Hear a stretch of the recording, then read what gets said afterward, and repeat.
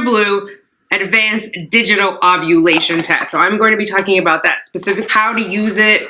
This is going to be that video.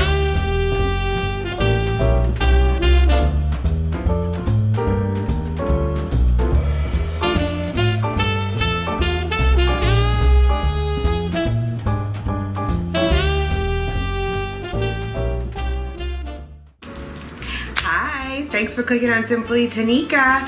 I am Tanika. If you are new here, welcome. Hit that subscribe button. Let's hang out a while. If you are returning, welcome back. What's up, fertility fam? We gotta do what? Let's get those babies, ladies. Drops fall and the beauty of it all. Hi, what's up, fertility fam? How are you? It is I, Tanika, your fertility fairy godmother.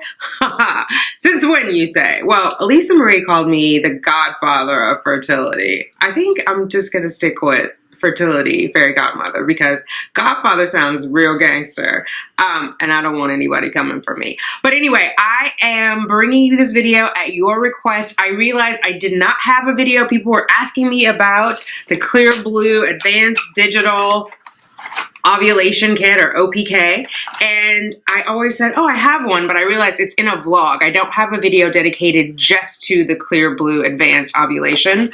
It's actually Clearblue Advanced Digital Ovulation Test. So I'm going to be talking about that specifically. There is another test that is just the digital, not advanced. That is not this video. So this is just for the advanced. I'm going to go over a couple of things. I know a lot of people had a lot of questions. How to use it. This is going to be that video. So first things first, it comes in a box like this. You have two options. You can get a box of 10 or a box of 20. This is a box of 20. The instructions say 1 time use per box for the reader. What does that mean? You buy this box, it has this reader. Once you use all 20 of these sticks, you throw the reader away. It is no bueno anymore. If you buy the box of 10, once you use those 10 sticks, the reader is meant to be thrown away according to the directions. So that is first things first. I say that because I see a lot of women, not just here, but on message boards, they get confused. And so the reason why it's one... What is this thing called?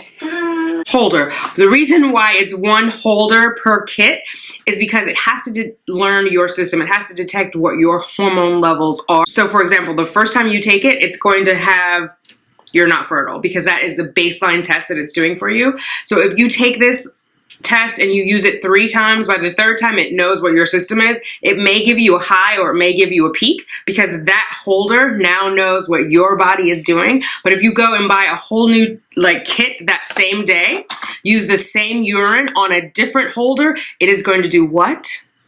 It is going to tell you not fertile, not ready, because it is a baseline. It is learning what your system is. Okay, does that make sense? So don't think you can just swap them out, or because I've seen that. Like, I bought another test the same day, I used the same urine, and it didn't work because it said I wasn't fertile. And the other one said that it was blinking, I was at peak.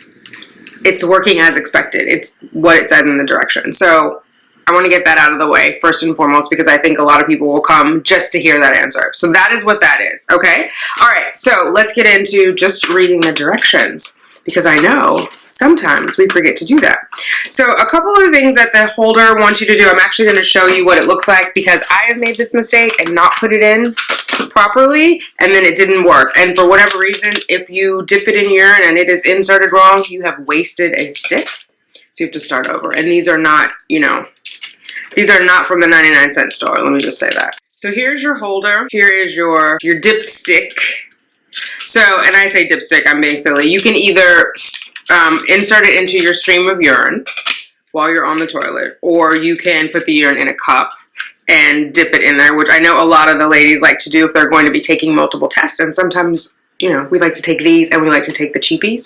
I also saw someone's video where they said their doctor told them not to use this test at all until they got a positive on the cheapies. Wait till the end of the video. I'm going to explain why that doesn't work, but let me get into this first. And they were very adamant that their doctor had said this and so they should follow it. And I'm wondering if their doctor got it confused and thought it was just the digital and not the advanced digital, or their doctor just had not read the directions for the advanced digital. But wait till the end. I'll come back to that. So how do we put this in? You have this guy over here. you have the little arrow. You want to put it in this way. This arrow is going to go there. It's going to lock into place. You want to be careful of the arrow. This is where I made the mistake, where I had the arrow pointing that way. Once it's locked into place, you pull this little purple part off. This is the part you're going to dip into the urine or into your urine stream. Once you dip that, it activates the test. So you want to make sure, again, that it is inserted correctly before it comes into contact with urine. So that's the straightforward part. When are you going to use it? So in our regular, like cheapy OPKs, you normally take the test one in the afternoon, like 2 o'clock when you're going to get your surge. This one, the instructions are to take it in the morning with first morning urine. What if you forget? It then says that you take it with your longest held urine, but I want to read it to you exactly what the directions say. So the question is, what happens if I don't use the first urine after my longest sleep, which is what the instructions are? The answer, you may get unexpected high fertility results. Test as soon as you can, but drink normally. So don't dehydrate yourself. Don't, because I see that also a lot on a lot of videos and forums. People are like, I didn't drink anything. I wanted my urine to be super concentrated. It's saying drink normally. Don't dehydrate yourself. You may get unexpected high fertility. So the idea behind it is take it after your longest sleep. So, and then they say it that way. Most of us are, it's going to be in the morning, our longest sleep. Some people work what they call third shift or overnight. And so they may be taking sleep at a different time, you know, not in the morning. They may get off work at, I don't know, 6 o'clock and then sleep until 1 o'clock in the afternoon or 2 o'clock in the afternoon. That is their longest sleep. That's when they're going to take the test. Does that make sense? Okay. So that's when you take the test. You're going to be looking for 2 things when you take the test. You're going to dip it for 3 seconds, or you're going to hold it in your stream for 3 seconds, right? And then you put the cap on it. Actually, no. If you're going to put it in your urine stream, you're going to have it in there for 3 seconds. If you're going to dip it in a cup, you're going to hold it in the cup for 15 seconds. Let me clarify that. It has a little indicator on there. It will tell you what it's doing. So once you plug it in, it will have everything displayed on the window so that you know that the test has engaged. And I'll just see if I can get you to see that right there. There, everything that can possibly be displayed is being displayed at that moment. So that lets you know that the strip is in there correctly, which is what I didn't follow. So you want to make sure you follow that. And then it will just show the test ready symbol, which just looks like a stick. It looks like the test stick, which is this one here. Right? And so then that's when you know that you're ready to add urine. So it's either how many seconds in your stream? 3 seconds, that is right. And how many seconds in the cup? 15 seconds, you got it. Okay, so after that time, you're gonna wait 1 minute. Well, within 1 minute, the test ready symbol will flash to show the test is working. That means that the digital sensor has recognized that urine has come across the strip. And so now it is testing those hormones out of the urine to see what's going on with you. And then after 5 minutes, it's going to show you the results. You're going to get 1 of 3 results. Either you're going to get low fertility, which is just an open circle. I will insert a photo over here of one of my low fertility tests. Or you are going to get a flashing smiley face, which means that you have high fertility. Or you are going to get a solid smiley face, which means peak, it's go time. You are going to ovulate within the next 48 hours and you need to get sperm into your uterus. Stat. Okay, so that is what's going on. Now remember I said before, if you take the test, every time you take it the very first time, you're going to get what? You're just going to get that solid circle right here, which is low fertility. You could be blazing ovulation time, like right before ovulation, it's still going to say low because it doesn't know anything about you. It's taking that as a baseline. So ideally, with the first test, which is why I recommend taking the box of 20, even though it's a little more, especially if you haven't been charting and you have no idea when you're really about to ovulate and you're using these for the first time, you want to start earlier. So maybe cycle day 10 and start testing in the morning or after your longest sleep, so that the reader gets a sense of what's going on. Now, why is the advanced test so unique? It's unique because it has 4 extra days that it can detect your fertility. And the reason why is because, which is the flashing smiley, which is when it's saying you have high fertility before you reach peak.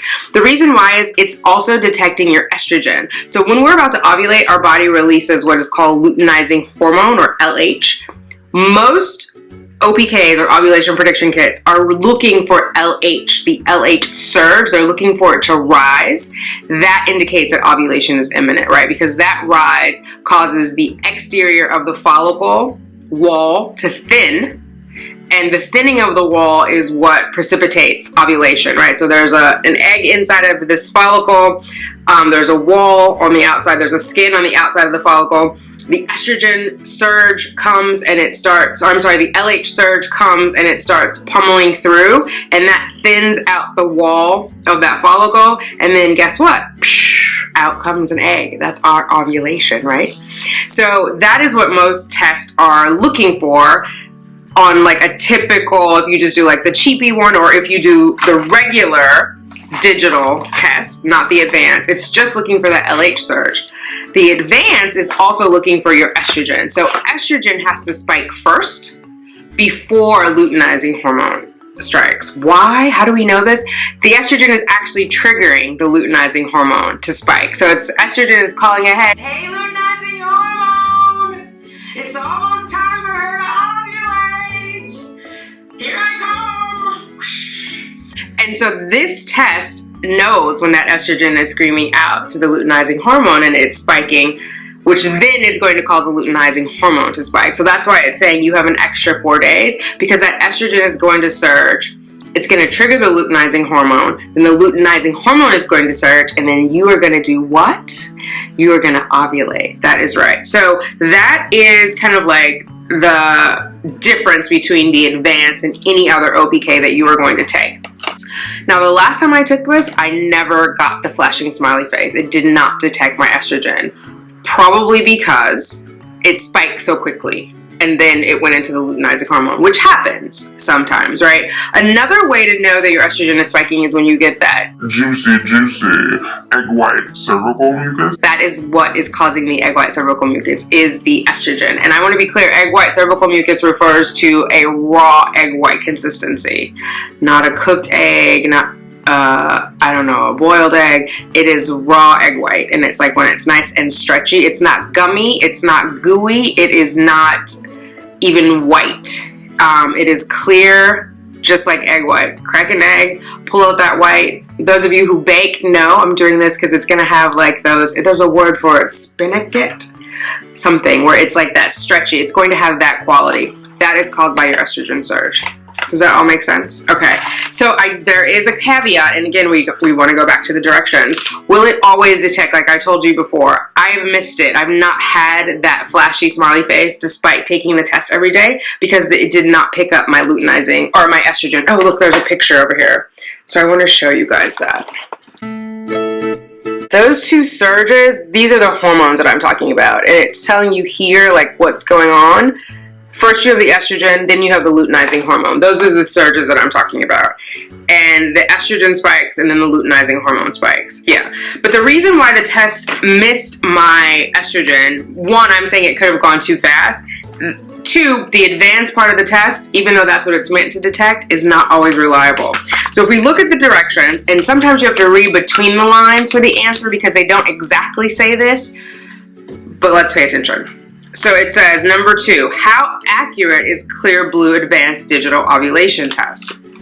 How accurate is it? Let's listen to the answer. A laboratory study has shown the test to be over 99% accurate in detecting the LH surge.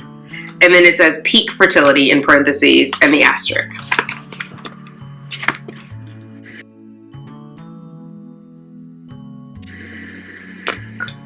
You see that?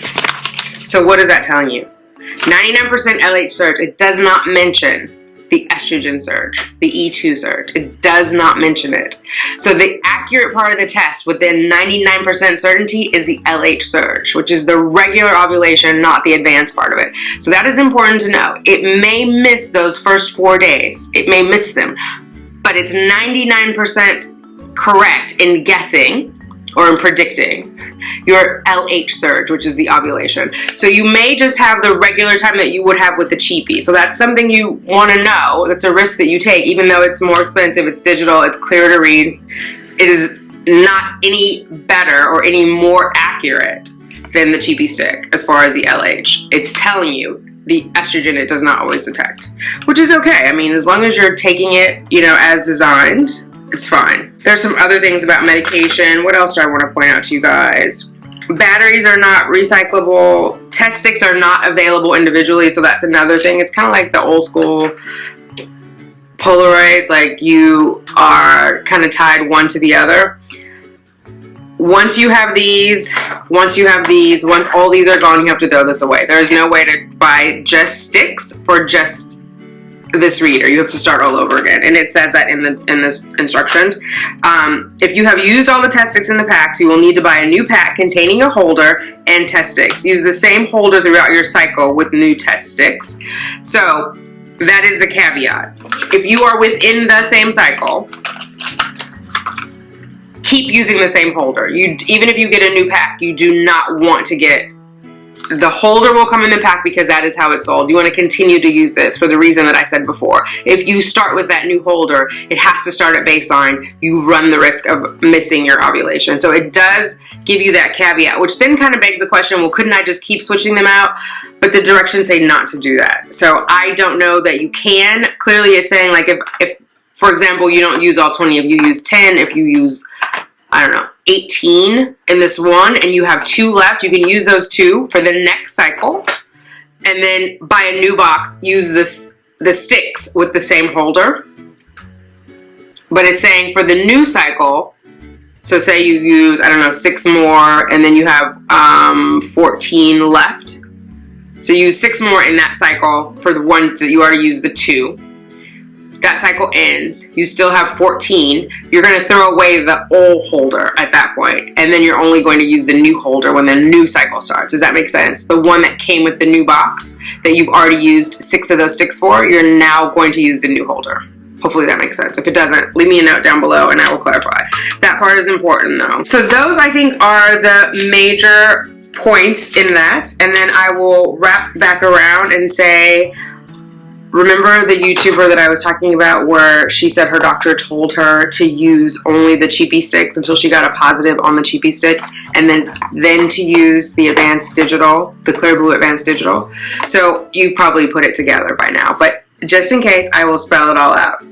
Even though she would have gotten the positive on the cheapy OPK, if she only used this for the very first time after she got that positive, the very first time she uses this test, it's going to say what? That is right. It is going to say low fertility. Low fertility. It tells you right in the directions. The first time you use this test, the very first time, it is going to give you this, which is low fertility, because it is learning to read your cycle. It takes that as a baseline. So you could have taken 9 other of the regular tests, 20, 50 of the other regular tests, and it has a blazing positive on there. You could have even taken a regular digital test, not an advanced digital test, and had a blazing positive on there. And if after that blazing positive, you take this test for the first time, it is going to tell you low fertility, and it is working as designed. All right, you made it to the end. Thank you for hanging out with me. The last thing I want to say, this, once you get the blazing positive, once you get that peak, that solid line, it's going to stay that way for 48 hours. Why? Why can't I keep testing with it? I want to test it again. I want to test it again. Why? Because it's measuring your hormones, and you've already gotten the surge, the luteinizing hormone surge, that indicates that that follicle wall is about to be thinned and an egg is about to burst through. If you take the test again the next day, what else is it going to tell you? You already had the surge. You only get the one surge.